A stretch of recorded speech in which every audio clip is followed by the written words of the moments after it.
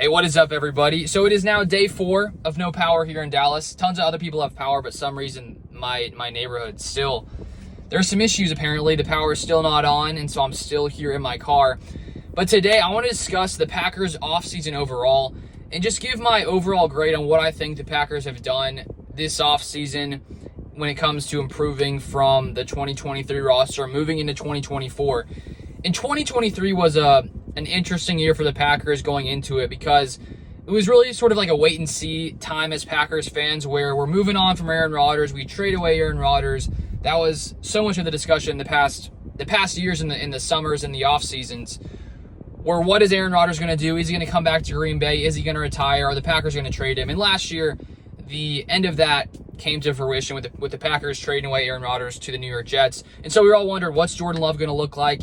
Can the Packers get back to that level of success they experienced so many years with Aaron Rodgers? In year 1, we saw them do just that, make the playoffs, win a game against the Cowboys, almost beat the Niners in the divisional round.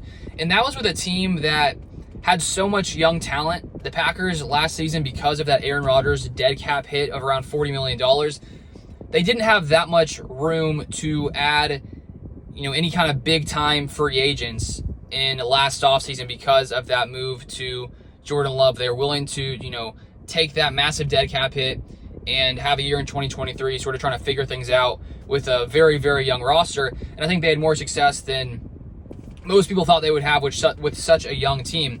And so now going into 2024, the Packers are in a little bit of a different situation, partly because that dead cap hit of Aaron Rodgers went off the books after the 2023 season, so they had a lot more ability to operate and to add some free agents, and we saw them do that this offseason. And in my favorite move of the entire offseason, bringing in safety Xavier McKinney on a 4-year, $68 million contract, top free agent safety. He is now making $17 million per year. And the safety position was one of those positions last year that was just shaky for the Packers. Adrian Amos left. He goes to the New York Jets, joins Aaron Rodgers last season. The Packers have Darnell Savage. They have, Rudy Ford, Jonathan Owens. And it just wasn't pretty for the Packers last year, safety. And I think that was one of the areas on their defense that was holding them back. And so with Darnell Savage leaving, the Packers really needed to make a move at safety. And so they go out, they get Xavier McKinney, which I think was a great decision by Brian Gutekunst. And it's a decision that the Packers last season, as I said, they didn't really have that much of an ability to go out and add any kind of free agent. So now, with that Aaron Rodgers dead cap hit gone, they had some ability to make at least a few moves, which they did with bringing in Xavier McKinney, which I love. And then to also bring in Josh Jacobs, releasing Aaron Jones. Jacobs is a couple years younger than Aaron Jones. Hopefully he stays healthier. He is dealing with a hamstring injury right now in OTAs, but it sounds not too serious. But they bring in Josh Jacobs to replace Aaron Jones, which I think is a pretty, comparable to Aaron Jones when it comes to his play when he was healthy. I think that Josh Jacobs has a chance to be better just because he could stay healthier than Aaron Jones, who is getting a little bit older in age. And so right there, you improve at safety. You get a younger running back in Josh Jacobs, who I think will add interesting skill set here to this Packers offense. And then you look at the receiver position, nothing really needed to change there. The Packers have so much talent at receiver. Christian Watson, Romeo Doubs, Jaden Reed, Dontavian Wicks, Bo Melton came through in big ways to end last season, sort of just out of nowhere.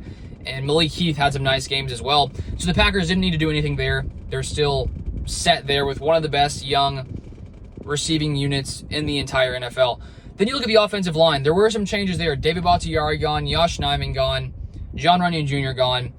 And with Bakhtiari, he's dealt with so many injuries the past couple seasons that, he goes down after week 1. The Packers play Rasheed Walker there at left tackle, who played really well, and right now in OTAs seems to be starting out there at left tackle. And so with those linemen gone, the Packers needed to make some, add some depth there on the offensive line, which they do, drafting Jordan Morgan round 1. And they have an ability with Jordan Morgan because he can play guard, because he can play tackle. They could put Morgan at left tackle. They could put him at guard. And so far in OTAs, he's played right tackle. He's played left guard. I think he's also played right guard. So right now the Packers are moving around these offensive linemen. And so honestly, last year to this year, I think this Packers offensive line will be just as good, if not better, than last season, because the only big change when you look at the starting rotation for majority of the season is John Runyon Jr. gone. And at the end of the season, he was playing about 50% of snaps. Sean Ryan was playing 50% of snaps. And so far, Sean Ryan hasn't taken a majority of snaps at right guard. And so all in all, when you add in the fact that Jordan Morgan is here, it sounds to me like the Packers offensive line should be even better than last year, in my opinion. And they were one of the best pass blocking offensive lines in the entire NFL. So I think the Packers are about the same at running back when Aaron Jones is healthy. I think him and Josh Jacobs have a similar skill set. But I think that because Josh Jacobs should be healthier than Aaron Jones was last season, you could even say that running back is an upgrade there. Quarterback, Love still the same.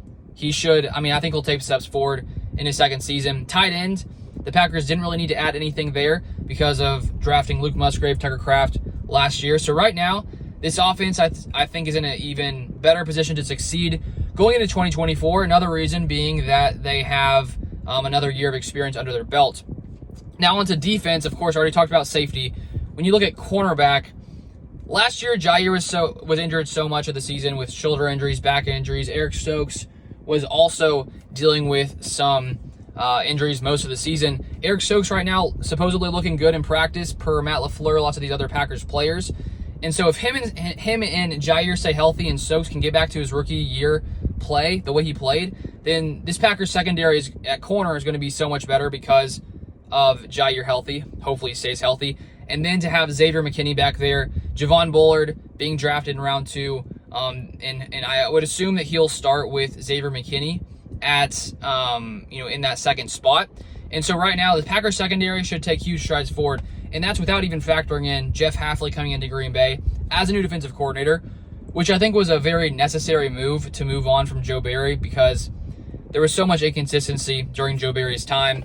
Miscommunication issues near the end of last season. LaFleur even had to go in there and give some of his own input. And so secondary should be much better. To add Edger and Cooper next to Quay Walker, the Packers are moving to a 4-3 defense, but majority of the time they'll still be a nickel, probably 75% of the time or so, based on your typical NFL offenses and how things go nowadays. And so I'm guessing it's going to be Quay Walker, Edger, and Cooper, which I think is going to be better than last season once Edger and Cooper get the hang of things. Because Devondre Campbell, while he had a really good year in his first season in Green Bay, then he signs that 5-year, $50 million deal. He has not been as good the past couple seasons. He's been okay at times. He's dealt with injuries. He wasn't the same player that he was in his first season in Green Bay.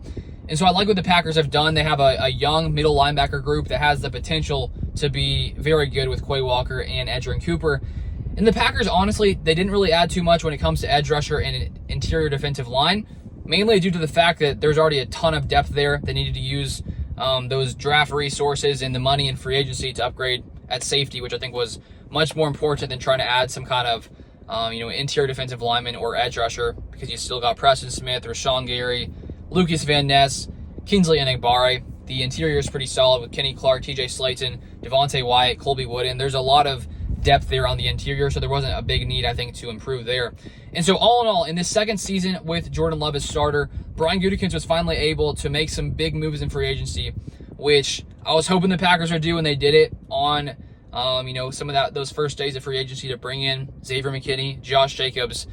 The Packers are in an even better position to succeed, not only because of the experience in this team building that chemistry with Jordan Love in their first year, but also the addition of Jeff Hafley, who it sounds to me like his scheme is going to be much more aggressive than Joe Barry, which I think for us Packers fans was very frustrating at times, how passive Barry was in the way that he coached up his defense. Hafley, from what I've seen from him coming in here, the players' comments, LaFleur's comments, it sounds like it's going to be a much more aggressive scheme, which I think we will like to see. And maybe there are some downsides to that at times, but I feel like I'd rather be, lose being aggressive than lose just sitting there doing, being passive, almost like in baseball. You'd rather have a guy go out swinging than go out just staring at a pitch, if you know what I mean. So, all in all, I really like what the Packers have done this offseason. And so with all that being said, I'm going to grade the Packers offseason an A-, because I think they did, honestly, most of what they really could do when it comes to their resources they had available, They made some big splashes, and they added some talent here to fill certain holes and brought in Jeff Hafley. So I think the Packers are in a very good position right now. I think they're going to be one of the best teams in the NFL and the NFC. I see no reason why they would take a step back from where they were at the end of last year. And honestly, in my mind, I think that they're going to take some steps forward and become even better than they were to end last season with some of these additions on offense and defense. So those are my thoughts on this Packers offseason. Let me know your grade in the comments down below. And maybe someday soon, my power will be back on. If not, we'll just be rolling here with this phone situation for the foreseeable future. And yeah, that's how it'll be until my power gets back on. So thank you guys for watching. As always, I'll see you guys next time.